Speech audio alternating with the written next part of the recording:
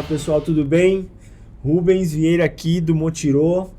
A gente está abrindo o primeiro programa, fazendo a abertura da primeira parte, do primeiro capítulo, do primeiro episódio, do primeiro programa da Tibar, chamado Momento Tibar, gravado aqui na Oca, no Motirô. Estou bem feliz de estar vivendo esse momento. Obrigado, Tibar do Brasil, por acreditar no projeto, por comprar esse espaço aqui, comprar essa ideia. E obrigado, Theo, por ser o cara que está fazendo essa fila andar. A gente tem uma historinha, eu, o Theo, a Vin, o Vitor, e depois a gente, se der, a gente entra nela, não é o foco. Mas temos na mesa também nosso amigo Altair, a nossa produção dos programas anteriores. Verdade, a produção. Olá, Daqui a pouco eu vou abrir espaço para eles falarem, para eles, enfim, estarem perto do conteúdo que a gente vai falar, mas eu quero fazer uma abertura oficial, de novo, agradecer a Tibar por estar doando energia, que é isso que a gente está fazendo junto. A gente se uniu, Tibar Brasil, Motirô, já numa intenção diferenciada aqui no Motirô em São Bernardo, e agora a gente dá um segundo passo, né, que é o Motirô produzindo esse programa para alavancar os resultados da Tibar aqui no Brasil. O Momento Tibar é um espaço onde a gente vai sempre receber um convidado ou uma convidada que a Tibar vai escolher para sentar com a gente, falar um pouquinho de vida, carreira, esporte e, óbvio, como que isso se encaixa dentro do momento da Tibar aqui no Brasil. Então, Sandro, time, embaixadores da Tibar, sejam bem-vindos ao Motirô, sejam bem-vindos à Oca. Eu vou abrir aqui para o frontal, para o nosso take principal, e vou pedir para o Theo se apresentar, para o Altair se apresentar, e a gente vai logo começar com as perguntas aí. Pode ser você primeiro, Theo. Beleza, então. Bom, mais uma vez um prazer estar aqui junto, né? Já tem como o Rubens falou, já temos uma história aí juntos, né? Desde 2023, nos tempos da Vin, né? A gente pode entrar nessa história um pouco depois aqui do assunto com a Tibar. E, cara, é uma honra muito grande estar aqui dando início a esse primeiro episódio, né? Queria agradecer primeiramente a Tibar por essa oportunidade de estar sendo embaixador nessa grande volta essa grande evolução que eles estão trazendo para o tênis de mesa brasileiro, tanto em material como em mídia. E também agradecer ao Rubens, o Altair aqui, a galera do Motirô por essa revolução, né, cara? Um podcast assim, essas conversas assim, principalmente gravadas, seja ao vivo, alguma coisa assim, é um negócio que eu sempre acompanhei muito e sempre quis participar, né? Então, é um prazer estar aqui, espero que a gente consiga debater muito sobre tênis de mesa, sobre Tibar, momentos, materiais, dúvidas que vocês tenham, que a gente possa debater aqui de alguma forma, ajudar, né? Se confraternizar e conversar sobre tênis de mesa, Tibar, né, que essa marca tão grande que está vindo aqui para realmente revolucionar o tênis de mesa, tanto a nível nacional, né, apoiando vários atletas, clubes, projetos como esse, né, então é um prazer, uma honra muito grande estar por aqui hoje. A gente vai falar um pouquinho sobre justamente isso, sobre como a Tibar tem impactado a tua vida esportiva, né, porque realmente a gente tem percebido o movimento da Tibar que a gente até cobrava de outros players e tal, eu não cobrava nada, mas a gente sentia falta, né, de ver outros players fazendo, principalmente no ambiente da seleção. Então quero falar um pouquinho sobre isso contigo. A gente teve no WTT, por exemplo, e uma das coisas que a gente, no primeiro WTT do Rio, que a gente se perguntou quando chegou lá foi: cadê o stand do patrocinador? E hoje a gente vê a Tibar com o stand, com as pessoas que representam a marca lá dando a cara. E isso já é uma evolução, né? A gente estava no Rio quando a gente sentiu essa falta. Um aprendizado mesmo, de fato. Beleza. Fala um pouquinho aí, Alta. Então, quem é você? Beleza. Pessoal, bem-vindos ao Momento Tibar, bem-vindos ao Motirô, bem-vindos à Oca. Meu nome é Altair Carvalho. Eu tenho 29 anos, jogo tênis de mesa há 3, né? E como jogador de tênis de mesa sou um ótimo engenheiro químico, na verdade. Mas o que nasceu como um hobby, fazer por meramente mexer o corpo, começou que de repente me envolvi com esses doidos aqui que resolveram empreender no tênis de mesa. Então está sendo um baita de um aprendizado, baita de uma experiência mesmo. Para mim também é muito novidade o que nós estamos fazendo aqui via Oca, de trazer um pouquinho do tênis de mesa, até dos outros episódios que chamam Por Dentro da Bolha, né? Já que a gente não consegue furar essa bolha, o que a gente consegue trazer para dentro dessa bolha? Para o pessoal envolvido no tênis de mesa, o que tem de história por trás, o que tem de aprendizado, o que tem de inspirador que possa ser nutritivo para as outras pessoas, né?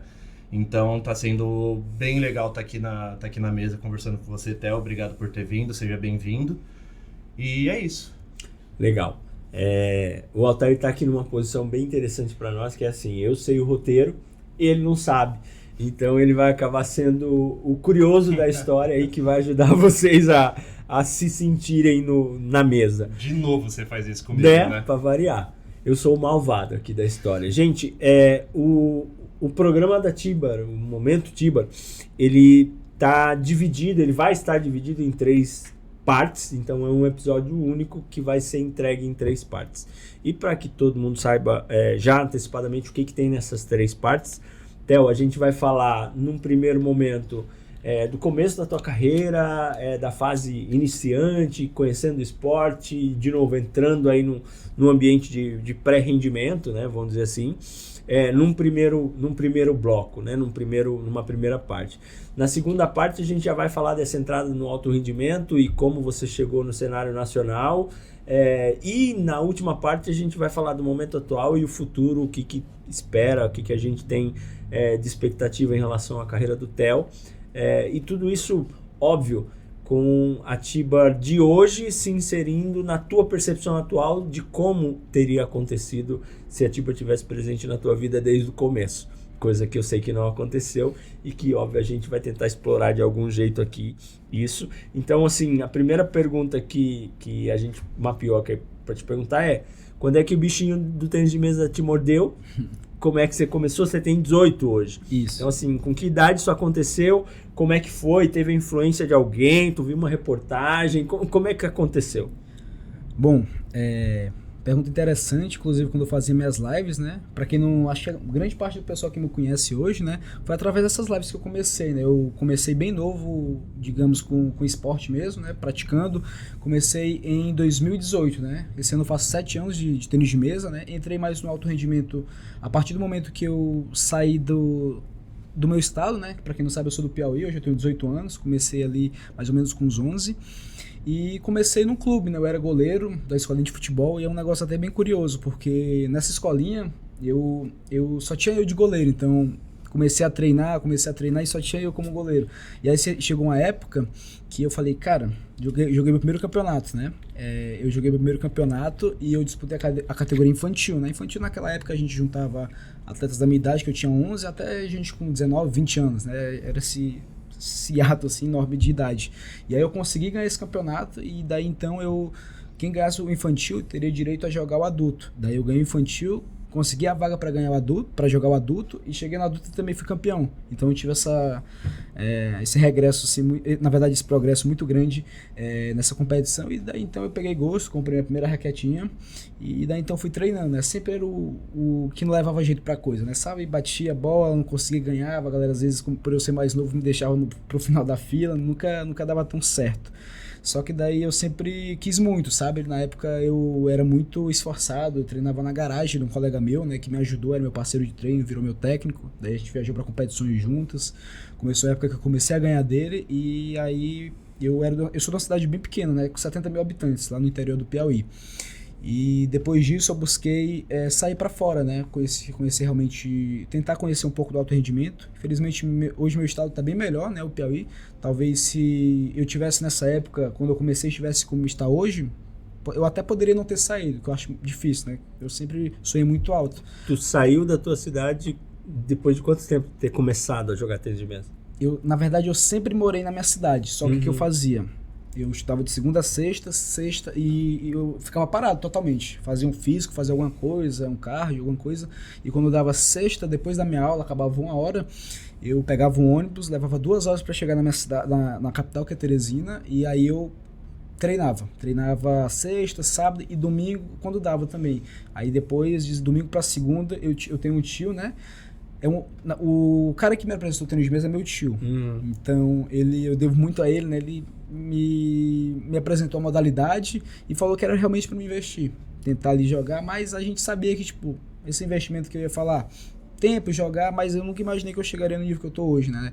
Tanto com relação ao esporte mesmo, né? Esse nível, alto rendimento, como essa questão aí que a galera me conhece muito pelas redes sociais, né? Esse trabalho que eu fiz e graças a Deus consegui ser reconhecido, né? Pelo meu trabalho, não só nas mesas. O rei das lives. Sim, a galera me conhece muito por isso, né? Então, foi um trabalho que eu fiz que hoje eu me sinto muito grato e construir um negócio bacana, sabe? Um negócio pra mim, assim, muito bacana e também que eu consigo... Todos os dias eu respondo pergunta no Instagram, falo com a galera, troco uma ideia. Sendo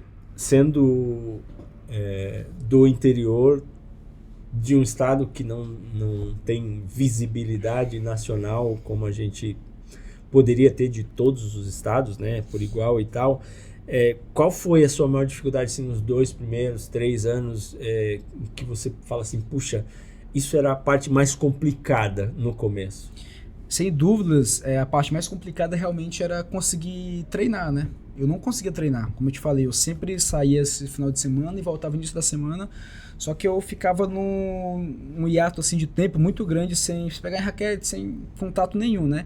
Até que chegou uma época que eu ganhei meu primeiro campeonato com mais relevância nacional, né? Eu sou o primeiro atleta do estado do Piauí a pegar uma medalha individual nos Jogos Escolares, né? Que naquela época chama ainda hoje JEBs, né? Então fui lá, consegui, ganhei uma moral assim, digamos, a nível nacional ali na parte escolar, né? Não era um torneio assim que a galera, muito, muito difícil, mas eu consegui um nome dentro do estado, né? E fui me destacando. Isso foi em novembro de 2021, consegui esse meu pódio, e aí em 2022 eu joguei um Platinum, que foi esses campeonatos nacionais que, para quem não conhece, a CBTM organiza, né? Junta toda a galera.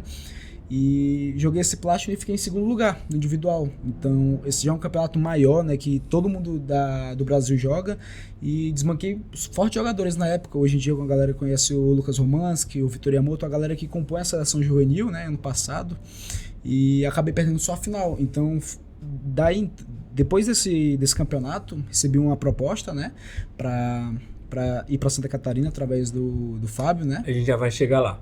Eu vou fazer um salto no tempo. Senão me empolgo aqui. Na verdade, assim, eu vou fazer um salto no tempo para o momento atual. Certo. A gente não vai ficar nesse lugar, a gente vai voltar para o teu comecinho aí e tal, porque eu tenho dúvidas, nós temos dúvidas aqui do teu processo enquanto você era iniciante. Mas hoje você é um dos embaixadores da Tiber no Brasil. Primeiro, como é ser embaixador da Tiber no Brasil? O que isso tem de bacana? Como você se sente hoje levantando a bandeira de uma marca em ambiente nacional aos 18 anos? E se você pudesse dar um recado para um carinha de 7 anos atrás, que está no teu lugar 7 anos atrás, o que você diria para ele? Faça isso, seja isso, funcione dessa forma, porque talvez daqui 7 anos você seja embaixador de uma marca como a Tiber. Bom, uma pergunta acho que muito boa, até difícil acho um pouco de responder, mas hoje como é que eu me sinto sendo embaixador de uma marca tão grande com relevância não só nacional, né, como internacional também, né? Acho que é uma responsabilidade muito grande, porque ser patrocinado por uma marca, não só de tênis de mesa, mas uma marca assim, ter um apoio de alguém que realmente quer te ver tipo, bem, evoluindo e tal, é uma responsabilidade que você tem que realmente dar valor. Então, se eu pudesse dar um recado, alguma coisa que eu poderia seguir 7 anos atrás, realmente a gente sempre fala um negócio meio clichê, mas continuar treinando e tal, mas um negócio que me ajudou, e no início eu nunca tive dava muita bola para isso, era realmente essa questão das redes sociais, um negócio que me ajudou muito. Então, sempre que é possível, eu até dou um recado pra galera aí que tá em casa, seja buscar um apoio, um patrocínio, ser embaixador de alguma marca, é sempre importante a gente estar investindo nessa questão de rede social. Se você não conseguir preparar um negócio ali sempre, toda semana para postar, fazer alguma coisa, mas que se torne alguma coisa natural, né? Que você sempre esteja lá e conseguindo mostrar um pouco do seu trabalho, né? Porque quem não é visto não é lembrado, né? Então é um negócio que realmente fez diferença, que se eu conseguisse investir nessa parte bem antes do que eu comecei a investir acho que em 2020, né? Demorou uns 2 aninhos aí.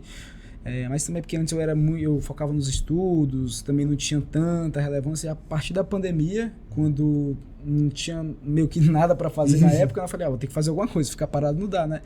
E daí comecei essas lives e no final, realmente quem ficou mais conhecido com essa questão aí das redes sociais e tudo mais, fui eu, a partir das lives. E hoje em dia eu faço muita cobertura de eventos, né? Então isso também me ajudou muito a chegar onde eu estou hoje, né? Como embaixador da Tiba, representando a marca, né? E acho que é isso.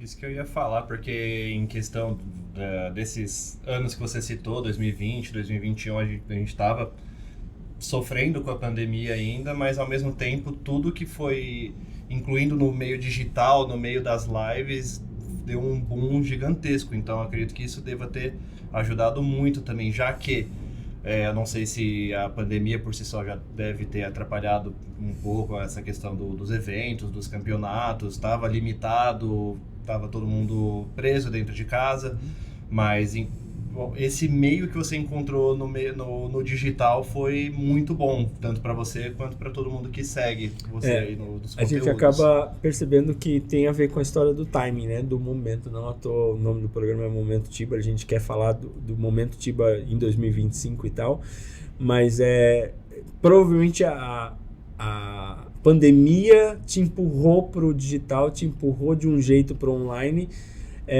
mas do mesmo jeito que ela empurrou todo mundo. E a gente não tem 50 TELs, poderia ter. Só tem um. Né? E quando eu olho para isso e tento, talvez, atravessar o samba e responder a pergunta que eu fiz para você, é uma pena que nem todo mundo fez como você fez. De ir atrás de algo para fazer, porque não tinha nada para fazer e mergulhou no digital. A gente teria 50 TELs alavancados e empoderados digitalmente, no sentido de conseguir dar voz para a marca. A gente não está aqui contigo à toa. E é um negócio assim, Rubens, que eu consigo falar, é um negócio que para mim é um negócio muito natural, né? Eu nunca fiz nada em troca de sei lá, dinheiro. Reconhecimento a gente faz, a gente sabe que no futuro vai aparecer alguma coisa, mas eu sempre fiz porque eu gostei muito, né? Então se a gente faz um negócio meio que forçado, eu já chegou a época que eu já cheguei a fazer assim, é um negócio normal pra mim às vezes, sabe? Que eu vejo que eu tô fazendo um negócio meio que na obrigação, e quando chega esse momento eu dou um time, fico sem postar um pouco, foco no que eu tô fazendo, porque se for pra fazer um negócio, tipo, cair realmente de cabeça e não for um negócio bacana, prazeroso, que eu esteja legal fazendo, pra mim nem vale a pena, sabe? Então, às vezes a galera pensa, às vezes, pô, cara, tu tá aqui, tu não tá, sei lá, recebendo nada, não tá... Mas, cara, eu tô feliz, tô fazendo o que eu gosto, né? Então, o retorno Legal. Que essa questão, essa felicidade traz pra mim não tem preço, né? Tá fazendo o que eu gosto, pra mim, tanto faz. Se eu tô feliz... Bacana. A gente vai voltar lá pro começo. Vamos lá. Porque a pergunta que eu faço pra ti é assim... Quem eram os TELs da tua época? Para quem você olhava, em quem você se inspirava, tanto na mesa como jogador, quanto, poxa, eu gosto desse cara, eu gosto do jeito que ele fala, eu gosto do jeito que eu vejo ele nas entrevistas e tal. Quem eram as pessoas que no teu primeiro ano jogando tênis de mesa, depois de ter saído do gol, tem uma curiosidade, que é o segundo goleiro mesa tenista que senta aqui, o Buda sentou aqui na semana passada. Caraca. E saiu do gol também. Então, tu saiu do gol, foi jogar tênis de mesa influenciado por alguém e tu teve um ano de tênis de mesa para olhar para o mundo e falar, cara, tem um tal de pum, tem outro tal de pum. Você falou, por exemplo, do Romanski, né? Jogaram a seletiva junto essa semana, né? E jogou na época lá da tua primeiro Platinum, esse tipo de coisa. Mas antes disso, quando você era iniciante ainda, raquetinha básica na mão e tal, primeiro ano, quem eram as suas referências? Bom, referência assim que eu vejo que eu tenho, tem um jogador específico, né, que eu tento me inspirar bastante, assim, não pelo que ele joga, sabe? Às vezes eu não puxo tanto essa questão de estilo de jogo, tudo isso. Eu puxo muito pela história, né? Tem um cara que, inclusive, recentemente agora ele assumiu a liderança da seleção brasileira adulta masculina, que é o Thiago Monteiro, né?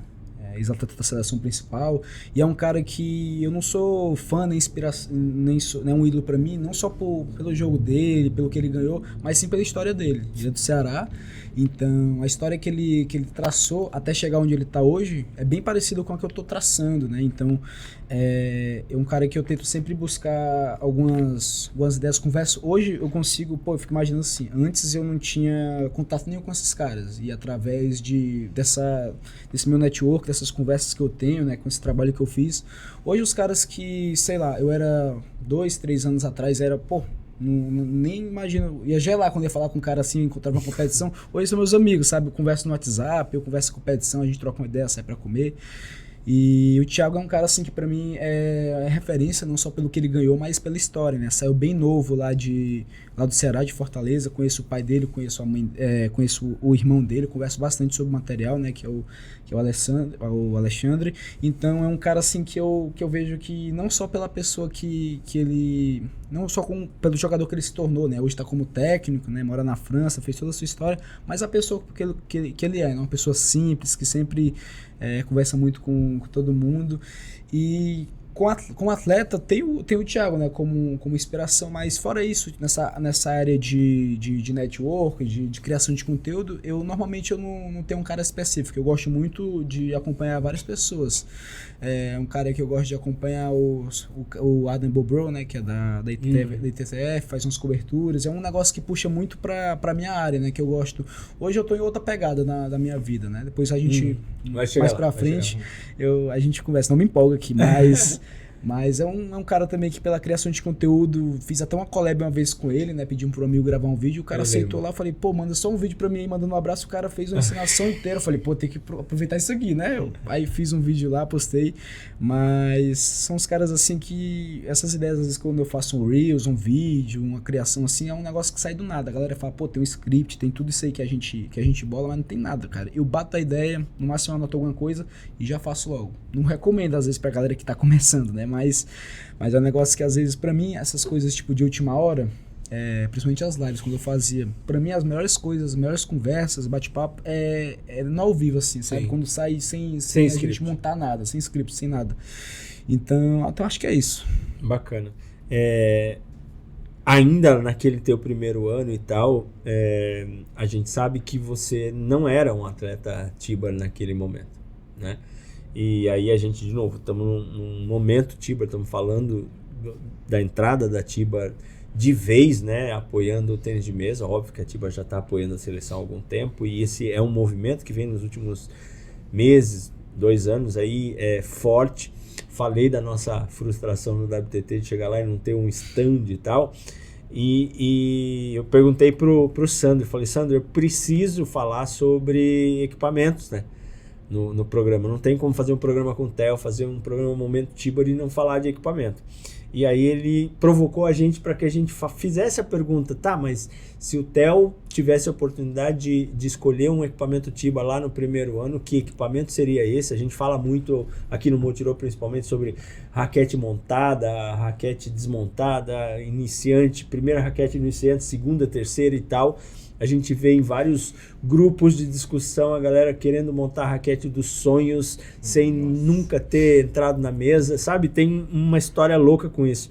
Mas a gente trouxe aqui algumas raquetes que eu queria que você falasse um pouquinho sobre elas. E a gente começa com um slide aí justamente da raquete, que é uma raquete montada da Tibar. Tu começou com uma raquete montada ou não? Comecei com aquelas que a gente compra às vezes no Carrefour, alguma coisa. Na época não foi da Tibar, né? Mas se hoje fosse para me recomendar, né, uma marca que eu poderia notar que tem qualidade já, não só pelos equipamentos que eu uso hoje, né? Porque se a gente consegue notar um bom equipamento assim, às vezes no alto rendimento assim, naturalmente os materiais para chegar até o alto rendimento tem que ter alguns testes, né? Então eu recomendaria da Tibar. Então a Tibar tem algumas raquetes pré-montadas, intermediárias, até o alto rendimento. Então Tu usaria uma raquete montada ou escolheria um setup como esse que está na tela, de uma raquete madeira separada da borracha e tal? O que tu acha? Hoje para mim, né, para quem está começando, não para você jogando no alto rendimento. Beleza, vamos lá. Para quem está começando, acho que o investimento tão alto não vale tanto a pena, sabe? Porque a maioria dessas borrachas que são vendidas, as borrachas não só na Tiba, mas como em outras marcas também, são as borrachas que são vendidas separadamente, elas já são mais caras, é para a galera que está realmente dentro do alto rendimento. Então, se fosse para me indicar hoje uma raquete para quem está começando, tá ali, não quer investir tanto, seria essas raquetes mais pré-montadas. A Tiba teria algum modelo, no caso... Que é o Rookie Blue, né? Isso, esse mesmo. A gente consegue encontrar no site, né, um modelo um pouco mais em conta e que já vai conseguir, acho que, suprir suas necessidades para início assim, de carreira, não só para os treinos, mas para as competições. E de acordo com for fazendo essa escadinha, né, até chegar ao intermediário, alto rendimento, a gente consegue encontrar outras indicações. Tu ia perguntar alguma coisa? Algo que eu ia falar é porque, para quem está começando, eles acabam tendo 2 desafios. Eu digo isso quando eu estava começando, eu tive alguns desafios que era o primeiro, eu só tive liberdade para comprar um material mais de tênis de mesa, um material mais robusto, mais preparado para disputar a competição, depois que eu já tinha uma certa liberdade financeira, né? Então, porque para o pessoal que é menor de idade, o que não está trabalhando ainda, vai chegar no pai, na mãe falando, mãe, eu quero aquele material que custa R$800. Eu falei, você tá maluco? Né? E também teve a situação de... É muito fácil se apaixonar pelo tênis de mesa, depois que você já começou alguma frequência de treino legal. Depois que você começa a investir um pouquinho mais, vou comprar aquele material que custa R$1.500 a madeira e R$500 a borracha cada uma. Aí depois você vai chegar super empolgado lá no treino e fala, meu Deus, eu não sei como que controla essa coisa. Aí a pessoa se frustra. Então isso vai também de encontro com algum tipo de recomendação que você pode fazer para essas pessoas, de vai com calma, ou o que você tem para falar. Bom, exatamente isso, né? Às vezes, minha primeira raquete, minha mãe que me deu, inclusive, né? Não trabalhava, era o quê? Tinha um moleque que tinha 11, 12 anos de idade, então aquela raquete que a gente vai na loja de brinquedos, vê ela ali toda... normalmente tem umas raquetinhas que são meio que de pino assim, né? Não, aquelas que, para quem começou, quem sabe qual é que eu tô falando, né? Então... 25, acho que eu já tive uma também dessa. R$25 ali de boa, já tava suprindo as necessidades. Depois, quando eu vi e tal, comecei a pesquisar, daí fui pra outra. Aí de uma raquetinha pré-montada, de marca, tudo mais. Aí, já chegava no treino assim, uma raquetinha nova, né? Tudo mais, e realmente dá uma diferença. Mas pra quem tá começando, pra quem não tem sua liberdade financeira, não tem nada disso e não tá com esse, digamos que, essa pinta de alto rendimento, competição, sei lá, isso, né? Não vale tanto a pena, sabe? Se você pegar uma raquetinha pré-montada, essa Rookie Blue que a gente tem da Tiba, já realmente já vai suprir, a gente consegue, às vezes, como o seu nível de treino não vai estar tão como hoje em dia. Hoje em dia eu treino todos os dias na semana, até sábado e tal, então é normal que vai desgastar um pouco. Essas borrachas que eu já uso já são essas com tecnologia mais alta, de alto rendimento e tudo mais. Então, não vale tanto a pena, pessoal, às vezes, sabe? Você pegando uma raquetinha pré-montada, tal, ali só pra realmente, pra início ali, né? Aquela história de aproveitar o momento e aprender com o momento, né? Não precisa estar passando esses passos, assim, esses degraus, sabe? Sabe o que eu ia te perguntar, então? Qual é a raquete da Tiba que eles não devem comprar quando estão começando? Que deve ser provavelmente a que você usa. E por que você usa ela? Que características ela tem? Que características ela tem? Qual é a raquete que você usa hoje? Tá. Hoje no tênis de mesa a gente tem as empunhaduras, mas também tem os tipos de raquete, né? A gente tem a raquete que é 5 folhas, que é só madeira, que é uma raquete mais controlada. Já é recomendada para quem tá iniciando. Normalmente essas madeiras, né, que a gente tem madeira e as 2 borrachas, né? As pré-montadas já vem. É o exemplo dessa Samsung 9 que tá aqui, isso. Que é uma 5 folhas. Essa aqui, inclusive, lá em Florianópolis, a gente tem um colega nosso que usa ela.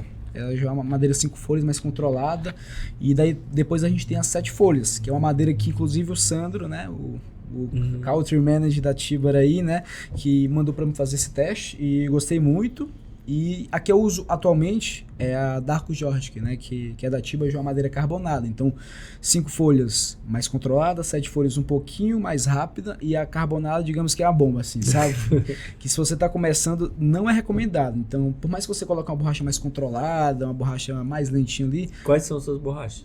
Eu uso no forehand, na direita K3, né? A Pro, né, que é 55 graus, a híbrida, que está sendo muito famosa, assim, né, a galera aqui no Brasil tá adquirindo bastante, e recomendo, inclusive, e no backhand a MXP, né, é uma também bem tradicional, que até bem antes, acho que da Tibor estourar aqui no Brasil, no circuito, muita gente já usava, né, eu mesmo em 2018, minha segunda raquete, eu ganhei de presente, então era uma raquetinha canetinha, a borracha justamente era o MXP, bem desgastadinha, então já é bem famosa e bem reconhecida pela qualidade, né? Então, se você está começando, pessoal, raquete carbonada não pega 7 folhas, só se você já estiver treinando, umas 5 folhas ali, não tem erro. Legal. A gente vai parar daqui a pouco e vai pro outro bloco, mas antes eu queria só que o Theo deixasse aí o cupom, caso alguém queira comprar o equipamento, e também tenho certeza que se te acessar vai conseguir falar contigo sobre esse equipamento e tal, se tiver dúvida, mas tem um cupomzinho que eu sei que rola de desconto aí, então fica à vontade para deixar pro pessoal e depois eu faço a última pergunta, a gente troca de bloco. Gostamos de cupom de desconto. Sempre bom, né? Eu também já fui iniciante, né?